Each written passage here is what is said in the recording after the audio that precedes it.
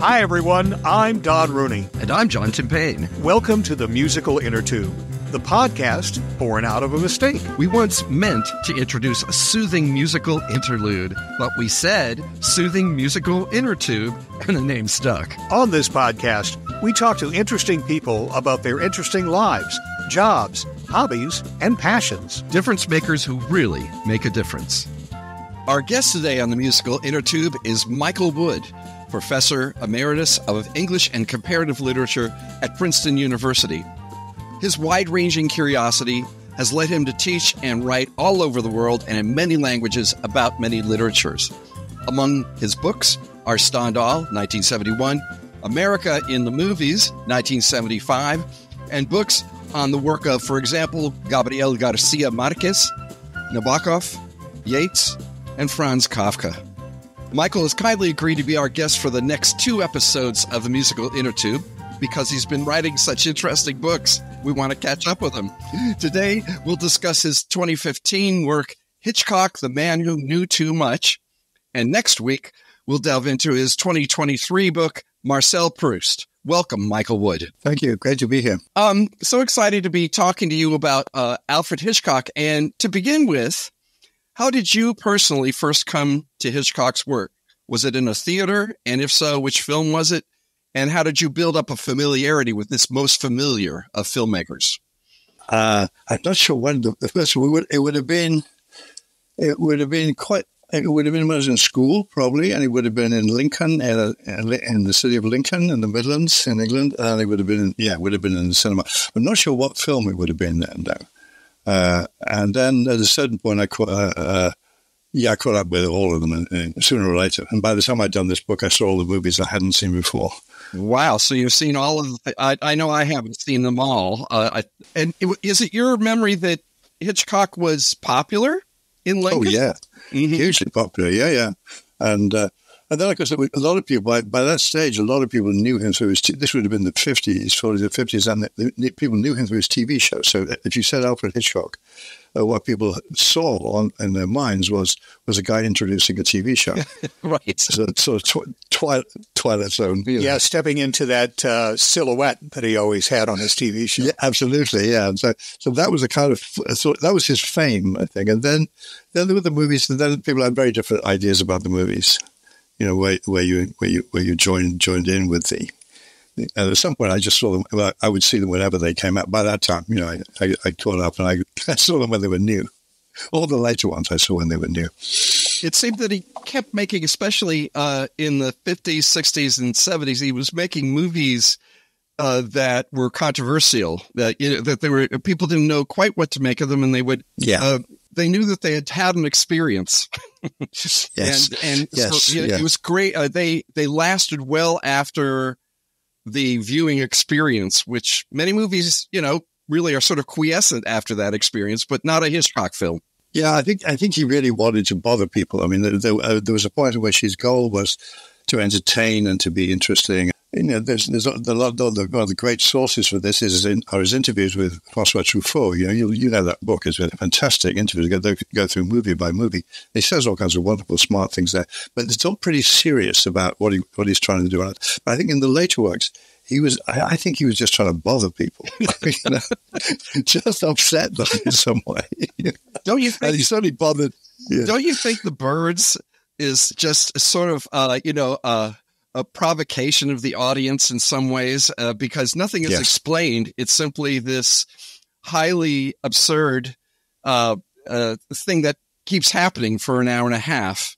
And you go away basically, yes, I think I can say this. You go away traumatized. Yeah, I think so. I think Psycho was sort of the edge, but in Psycho, I think it was a great movie and traumatized you and scary and everything, but it was still sort of intelligible, right? It was a great crime movie, a thriller, and it worked in all kinds of ways, full of edgy stuff. But there was still a sort of plot around it that sort of gathered it together. But something like The Birds or Marnie, I think they're just there to sort of bother you, I think. They're not supposed to entertain you. I have to confess that I was a film major when I was in college, so I saw a lot of Hitchcock, and we talked a lot about Hitchcock.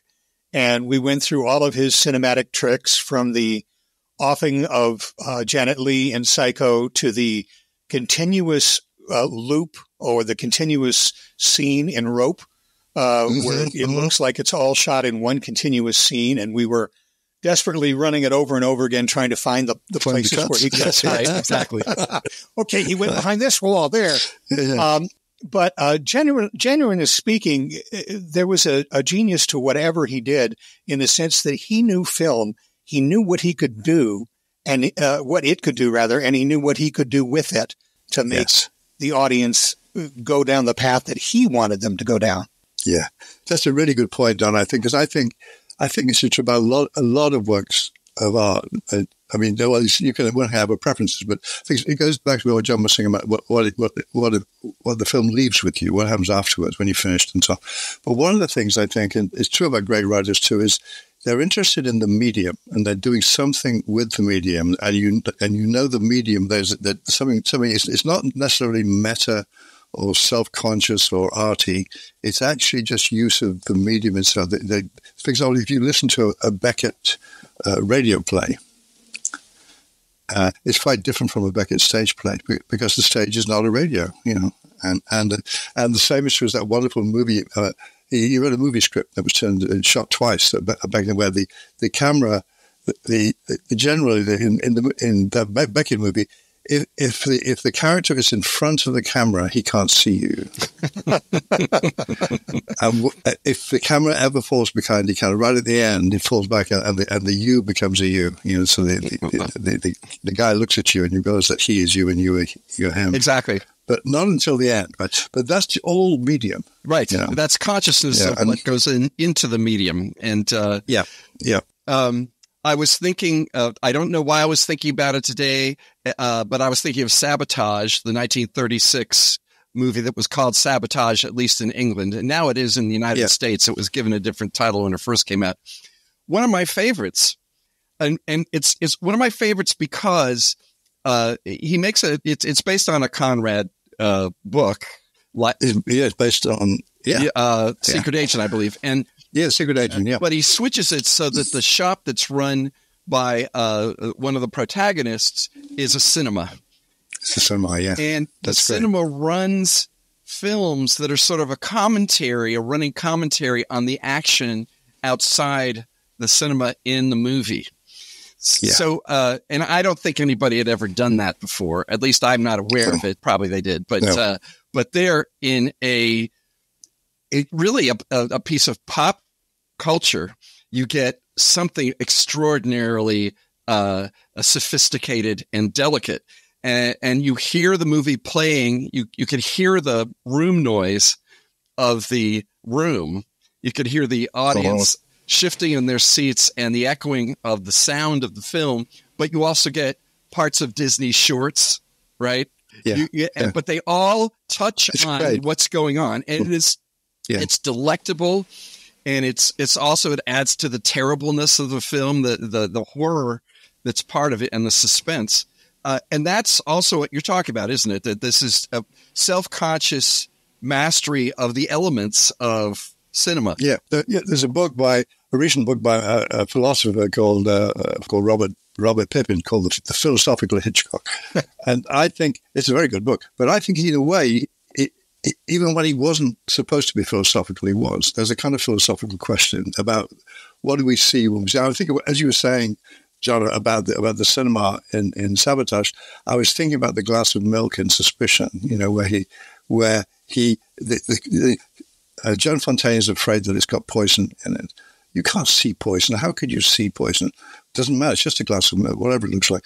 But Hitchcock put a bulb in there, an electric bulb in there, so the light, it would glow with light. So he's walking up the stairs with a tray and a glass of milk, and it's glowing. So our eyes are drawn to this thing.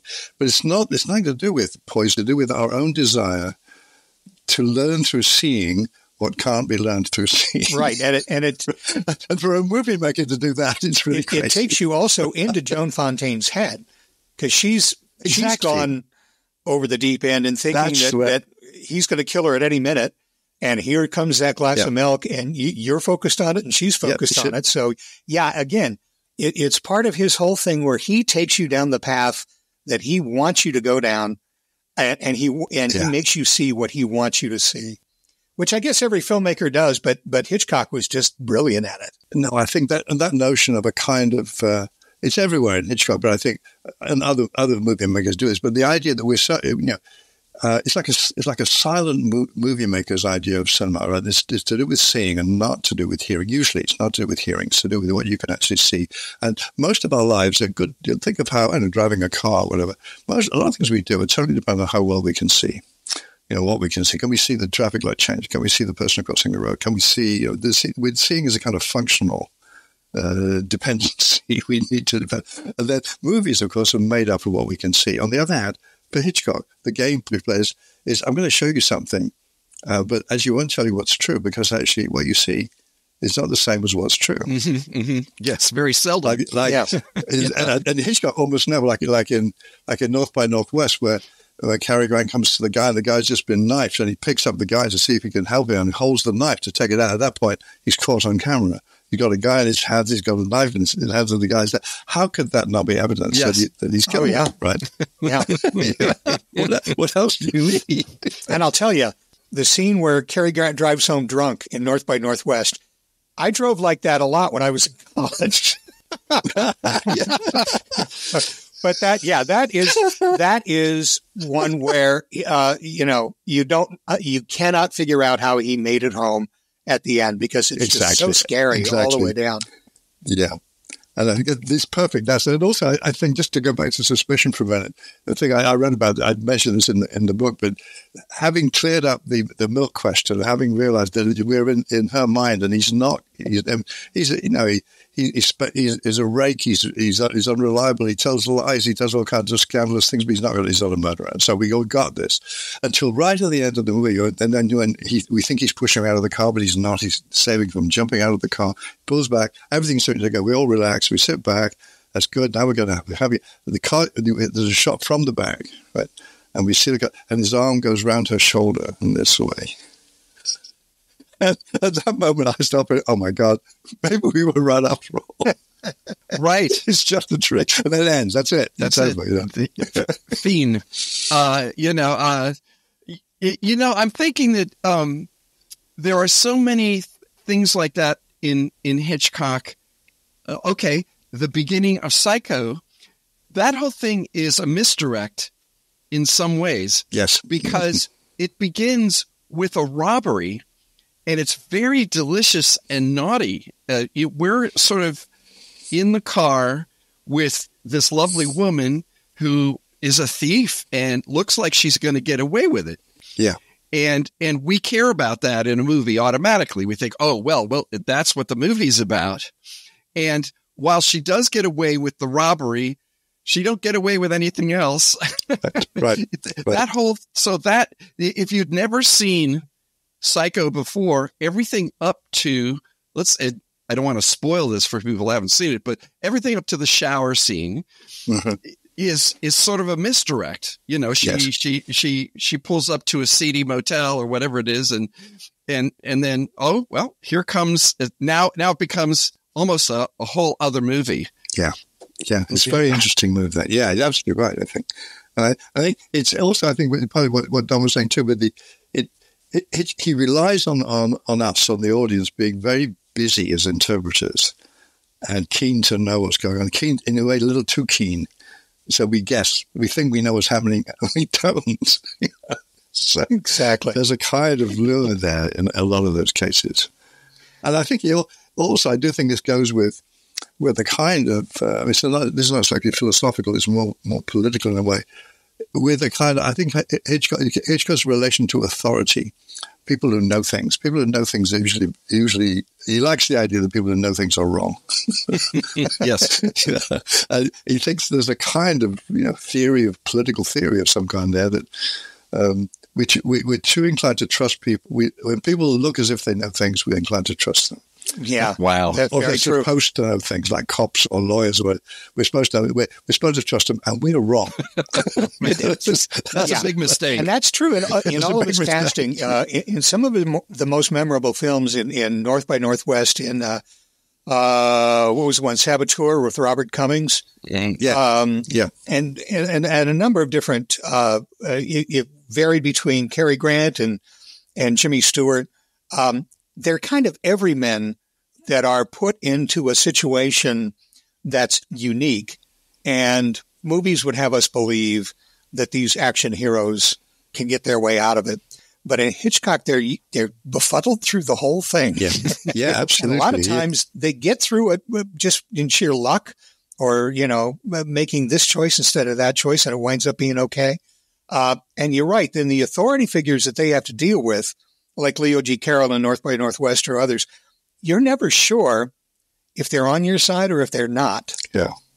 And what's the movie that it escapes me now, but you were talking about it in your book, where the guy, 39 Steps, was it? Or where the man is dependent upon his superior, and he comes and tells him everything. Yeah. And says he's missing part of one finger, and the superior says it's like this, and holds up his hand. Yeah. The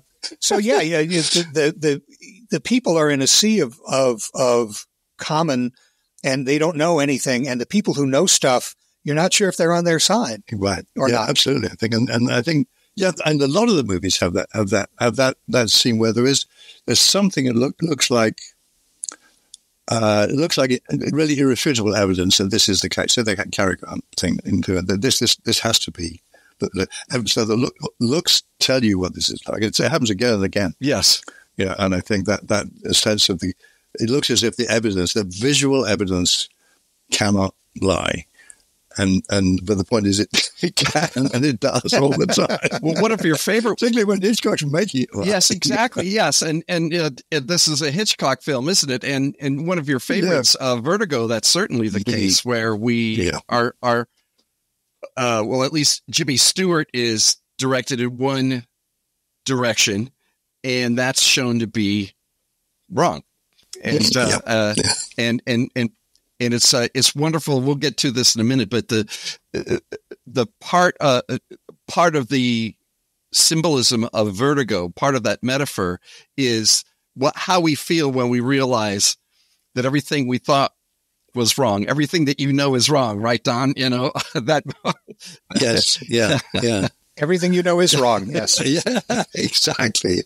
Yeah, that's true. I think the Vertigo is especially sort of weird in that sense, because it compounds that. Something like North by Northwest or other movies, they have a sort of there was a crime, and did this guy commit it? Did he not commit it? This is this kind of like, who is this person? And the point is it's hard even to talk about it, but the case is the real person is Kim Novak as a fake. As real as you're going to get in this movie is the fake Madeleine. She's more real as the fake Madeleine than she is as Judy Barton. And the real Madeleine is dead, thanks to this. So there's no real Madeleine. And there never was anyone other than this person who is simultaneously Judy Barton and the fake Madeleine. Wow. Yeah. There's nobody else. Right. And it's amazing. One of my favorites is, we were talking the other day, Michael, about our favorite Hitchcocks. I like Shadow of a Doubt. Yeah, I like that too. And there, the audience is way ahead on it. It flips the mystery a little bit. We sort of know the answer to the identity question a little bit before the protagonist does. We know about Uncle Charlie, but what the part of the suspense in it is, when do the nice people find out about him? And of course, again, the FBI is wrong. Right. The feds are wrong. Yeah. And one of the problems, of course, is that, Charlie comes really close to getting away with it. So it's sort of, a lot of the time we're just as at sea as everyone else is in a Hitchcock movie about it. But in that one, we know the truth, and we're shouting at the screen, "Can't you see?" Yes. Yeah. Well, also the thing is, in that movie, there is we're let in on things like the Merry Widow. We get to hear the Merry Widow waltz, and he's the Merry Widow killer. Right? Yes, which the music tunes it in for us, and then because it really is only the other Charlie who knows in that world. The only person who knows he's really guilty is his niece who loves him so much. That I always think I've screened that scene on the train where he's trying to kill her, but he's the one who falls off the train. If you look at it again, you can't really tell what's happened there. I can't understand it. Did she push him off? Yeah. Did she push him off? Did he throw himself off in the end? Did he just give up? Was it an accident? What was that?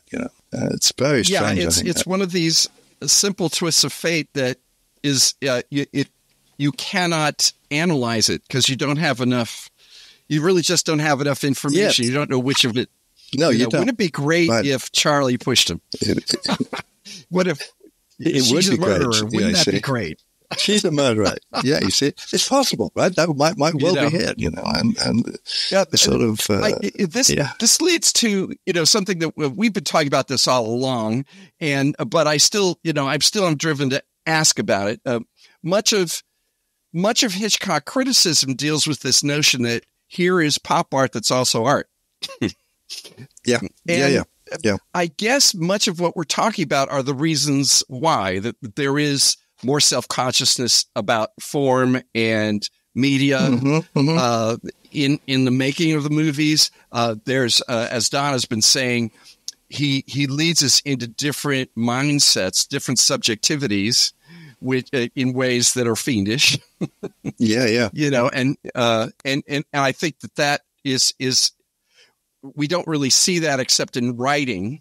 But my question to you is that the reason that so many people who do literary studies are attracted to Hitchcock, that things happen in his movies that you really don't see happening unless it's in books? I'm just wondering. I don't really know the answer, John, but I do think I think all Hitchcock movies are actually art movies. They really are art movies. They happen to be popular movies also, and they made money. And this was okay. So first of all, I think the structure that you can't if you're going to make real art movies, they have to be tiny audiences, and you're a poor artist who can't really make it. But you sacrifice everything to your art. So, and the other thing is you make these crude movies which everybody wants. Hitchcock, there's no divide like that in Hitchcock. He doesn't. He's as artistic as Buñuel or any other sort of dedicated to the art of cinema as anybody. But at the same time, he has these popular things. There's some trick there, by the way, some hook that he has of getting us into this thing. But I think it's true that the academic end of it means that it's perfect in a way, because it's what one would like all writers to be, right? Both self-conscious, arty, doing artworks, and really popular. Everyone would read. I think it's true of some. So there are writers like that. Dickens is like that, for example. Yes, very much. So. If you could read Dickens for the plots and the story, you can watch the TV episodes, but you can read it just for the language and the jokes. Sort of line by line. Yes. So there are writers like that. I mean, actually, I also think Jane Austen is like that, although nobody else thinks so except me. I was just going to say Jane Austen, because I think she also has a kind of. I do think of her sometimes associated with Hitchcock, because you see there's a line where the plot line takes you in a certain direction, and the character is going to do this. And let's say people are going to get married, they're going to live happily ever after. But for example, one of her novels, when she says, the reader will be able to tell from the smallness of the number of pages remaining that we are hastening towards felicity. Meaning, essentially, okay, you folks want these people to get married, and I'm writing. That's the kind of novel I'm not going to disappoint you, but don't pretend it's true or anything. Well, exactly. And wasn't Jane Austen was it Jane Eyre that came up with the whole mad woman up in the attic? That was Charlotte Bronte, was the same, but it's very much the same sort of vein. And she ends with that. It is. Bronte, that's right. That's right. But there was a lot of stuff like that. Yeah, there was a common sort of thread about there's always something in the background. You meet Mr. Right, and there he is. He's wonderful, but he's got something in the attic. Exactly. Or also the whole notion of, which I think this is the thing Hitchcock does really well. It's to do with the genre. If the genre is crime, the crime has got to be solved in some sort of way, right? And then, but then there are two snags for this. One of this, a lot of crimes aren't solved, so there's a kind of deep unreality in the plot. That's okay. But then someone like Hitchcock wants to remind you how unreal it is, even as he delivers it. Right. But so you got Grace Kelly and Cary Grant. It's going to be okay, and everything. And either it's not going to be okay because there's something else, like there's a mad woman in the attic, or it's going to be perfectly okay, and we all can all be happy, except we're a little bit haunted by, like that arm embrace at the end of Suspicion. Maybe it's not okay. Yeah. Maybe it's just we want it to be okay, but this guy's not real. It's not reliable.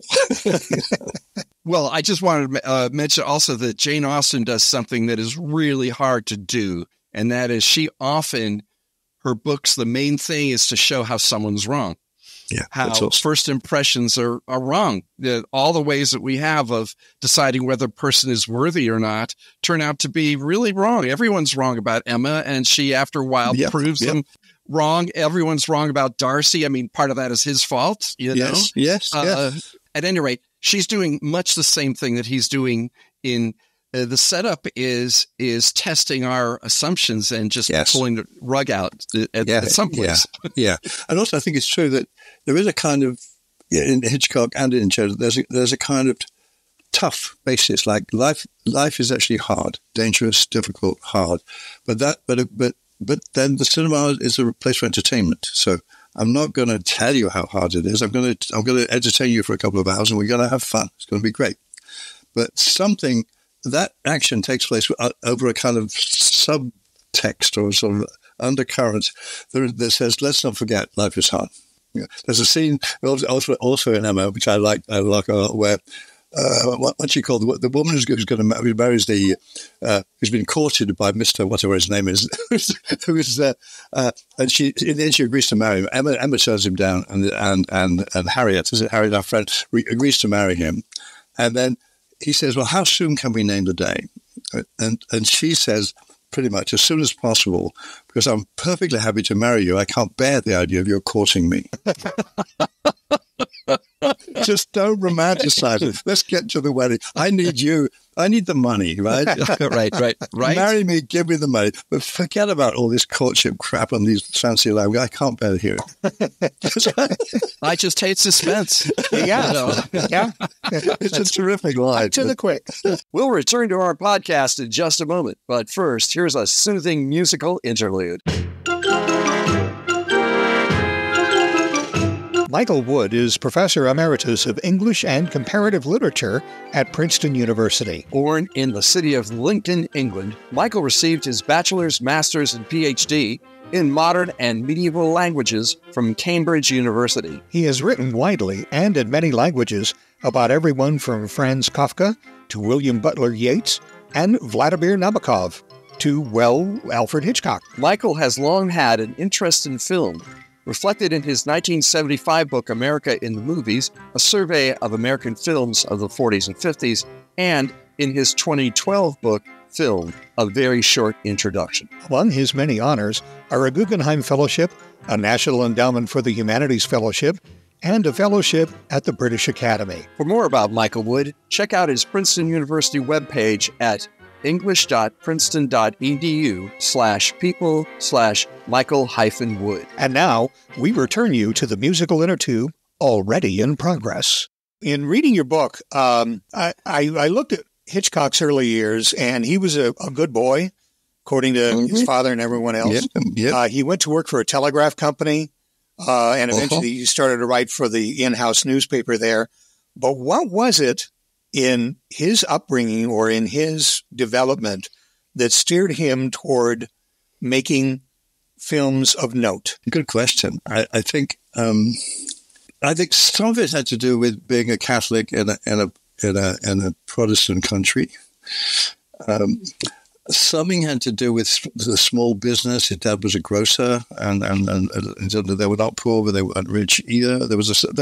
I don't think this explains it, but I mean, this is part of the. There were certain things that you were used to being And then there was, he went to this. I didn't say in the book. He went to this Jesuit school, which was so did James Joyce and so did Louis Buñuel. They went to exactly the same kind of school in different countries. Right? So there was a kind of upbringing, which is sort of tough. So you would get an education which would insist on hell and damnation and sin, and how easy it is to get things wrong, and how essentially I'm not sure that say something like the doctrine of original sin might have a real part in the answer to your question. Suppose you believe that I was thinking. I grew up as a Protestant in England. I don't know. I was a Catholic, but I remember going to when we were godparents to one of our brother's kids, and I'd never been to a Catholic baptism before. But one of the things that happens there, doesn't happen in Protestant things, but in Catholic churches, the babies, like the tiny babies being christened, right? And the priest has to cast out the sin the baby already has in them. Right. Mm-hmm. Yeah. John and I grew up Catholic, so we know exactly what you're talking about. We're both from Irish American Catholic households, so yeah. So you know this. Sorry, but in our case, it didn't work. It didn't work. So, I'm glad to hear it. But I mean, it's really. I was so shocked by the idea that sin. I mean, I think the idea that we might all be inclined to sin is perfectly reasonable, and the evidence is pretty good. Yes, but the idea that you start with this radical defect that you will incline to do wrong unless you fix it, or unless you incline yourself otherwise. And I think that's something in that. I think so. There is something about the Catholic that's part of it. That's so interesting. And I would think, now you're British. Correct me if I'm wrong, but I think it's part of the British makeup to distrust the hierarchy, to distrust those who are above you. Yes. Well, that's very interesting, because I think it depends. It's an English tradition, right? That distrust of those above you, which comes from the Civil War in the 17th century. It comes through the birth of America, the departure of the Puritans. There was always a refusal of orthodoxy and things like the Protestants, but there's also, because there was a mainstream. So there is a mainstream of saying yes to authority, and yes to rank, and yes to order, and yes to stasis and conservatism, which keeps the monarchy going, and the Anglican Church, and a whole series of upper class behaviors. And then there are a series of pockets of resistance, which could be the Puritans, it could be the Catholics. Well, I was born in the Congregational Church, which is the same church as Milton's. It was which then called the Independent Church, and it was independent in the sense that there were no priests. There was no power. There was nothing you could do, and it was not hierarchical like the Anglican thing. There were no bishops, nothing. It was just people, very democratic, and it was the founding of a kind of. I didn't realize until long after this that I had been trained to distrust authority not from my parents, but by going to this church. Yeah. I discovered it when one day I read a biography of Robert Browning, who was also a Congregational, brought up in this way, and all this description of his instinctive sympathy for protesters, yes, for people on strike, and his total lack of sympathy with the ruling classes. I can identify with all of these things, and that wasn't me. I just somebody poured that into me. It wasn't I didn't choose it. But I think, but the Catholics in England would be. See, the Catholics in England were quite a tiny minority, and often persecuted. They couldn't vote until 1830 or something like that. Right. They couldn't hold government jobs. And in Lincoln, when I grew up, there weren't any Jews, but people loved to hate Catholics. I had friends, school teachers would say to me, they would talk about the Catholics having taken over the BBC, the media. That was why everything was wrong. Exactly the way anti-Semitic people talk about the Jews ruling the world. Michael, has anybody written about Hitchcock Catholicism? Not really. As far as I know, it would be interesting because it seems like a fertile area. But the one thing this leads us into, and maybe it's a nice place to stop as well, but let's consider it for a moment, that your book does talk about this also, that the movies are sort of the surface of a much deeper conversation.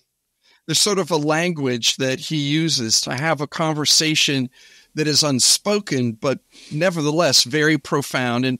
And you can feel it when for example, we were talking about things that don't exactly happen, but you feel as if they have. For example, when the guy isn't assassinated in The Man Who Knew Too Much, well, he almost was. And if that lady hadn't screamed, he could have been. So you sort of feel that a little bit more than you felt, oh, gosh, he got away. So there's the relief coexists with a very bad feeling about how close they came. Yeah. And I'm thinking, the depths of this conversation. First of all, you've identified the idea that life is hard, that life is very difficult. There's several movies that end. Notorious. I think we see how difficult. Yeah. Difficult. What happens to Claude Rains in Notorious is a terrible thing. But so how difficult life is. That human beings, at least some human beings, really are just bad. Yeah. That we can't explain it away. We can't minimize it. We can't boil it down.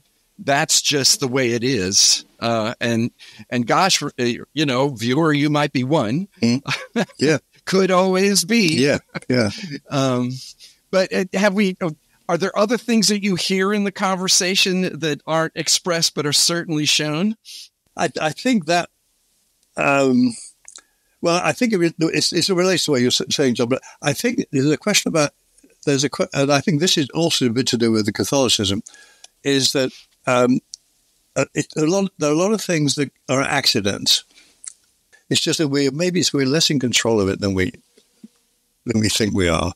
That Alfred Hitchcock, I'm totally in control of this movie. I am the dictator as far as the movie goes. But the movie's not about that. The movie's about not having that kind of control. And so it's up to you whether you think, oh, well, God works in mysterious ways and there's a religious basis to this. God only knows these things. Or it's just chance, it's just luck. It is. There's two other things I wanted to find out before we wrap it up. Number one, his wife was incredibly influential in his life and in his work. How did that work out? Well, I think they knew each other when they were young, and she worked at the same firm as he did. And she'd been there. She was actually a year or so younger than he was, but she'd been there before. When he arrived there, she was always working. So I think she must have shepherded him around for a bit when they first met. And she was also very smart. And she was credited on all the movies up to the 40s, and then her name disappeared from the credits. I don't know what the deal was. Maybe she felt it was, it wasn't there. But she was certainly there all the time. He didn't do anything without checking with her. So it's not that she, and I think there are two. I mentioned there are two movies about her. Where she played by Helen Mirren, and I forgot who the other person is.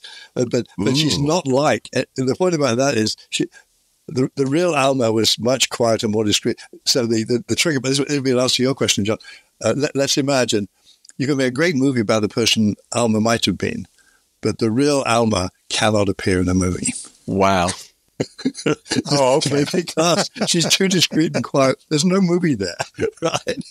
But it's something like that. That's what I think. That something. Something. And the other thing I want to do, since we're coming to the end of our conversation, is let's come to the end of Hitchcock's career. I was still in college at the time. We're talking Frenzy. We're talking Family Plot. We're talking some really weird movies. Yeah.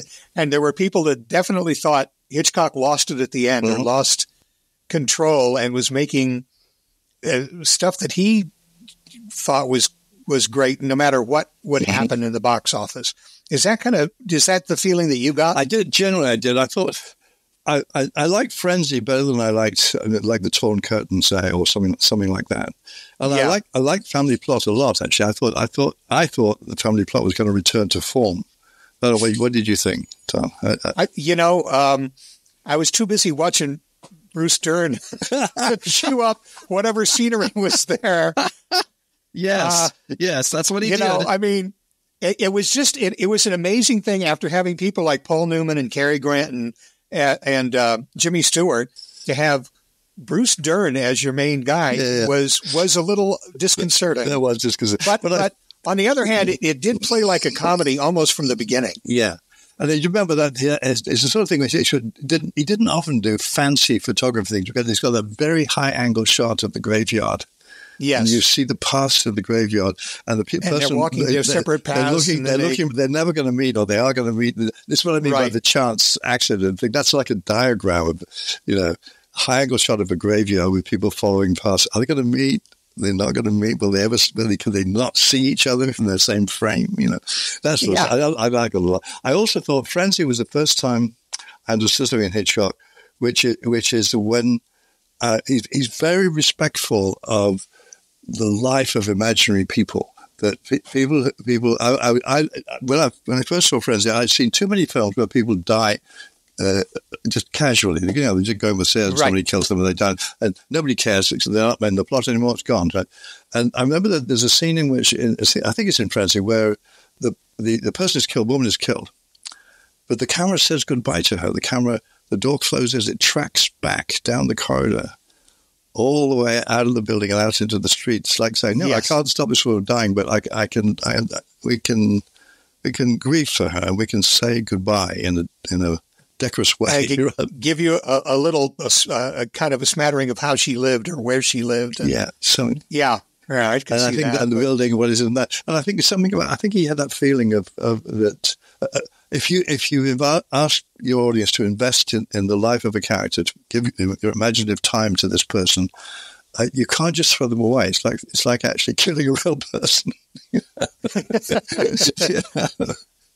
It really is. Well, and again, to your point, the Murder That Starts Rope was just one of the most offhanded. Strangle a guy and put him in a trunk. He doesn't really mean anything to anybody except for the fact that he's there all the time. The MacGuffin in the whole thing. Yeah, right. Yeah, absolutely. Which is that always bothered me. That Rope started off with a bunch of frat guys killing one of their friends just for the hell of it. The hell of it. Yeah, that never sat right with me. No, right. Michael Wood, this has been wonderful. I can't wait for our next episode. So we better finish this one. Okay. We've been talking to Michael Wood of Princeton about his book, Alfred Hitchcock, The Man Who Knew Too Much. Pick it up. It's a really great read. If you're not knowledgeable about Hitchcock, it's a great introduction. If you are, it will challenge you and make you go back to the movies, which is a good reason to read the book. Next week, we're going to climb a big mountain. We're going to talk about Marcel Proust and talk about Michael's book of the same name. And I can't wait for that either. So thank you for joining us, Michael. Thank you both. A great conversation. Real pleasure. And thank you for listening to the Musical Innertube. Hey, let us know how we're doing. Send us an email at musicalinnertube, all one word, @gmail.com. Do you know someone with a great story to tell? Let us know. Send us an email or log in to our website, musicalinnertube.com, and click on the microphone in the lower right-hand corner to leave us a voicemail. And while you're on our website, take a few minutes to listen to past episodes of the podcast. They're all there, along with pictures and biographies of our guests, blog posts, and lots more. And as always, our thanks to virtual band Car Radio Dog for providing us with our theme music.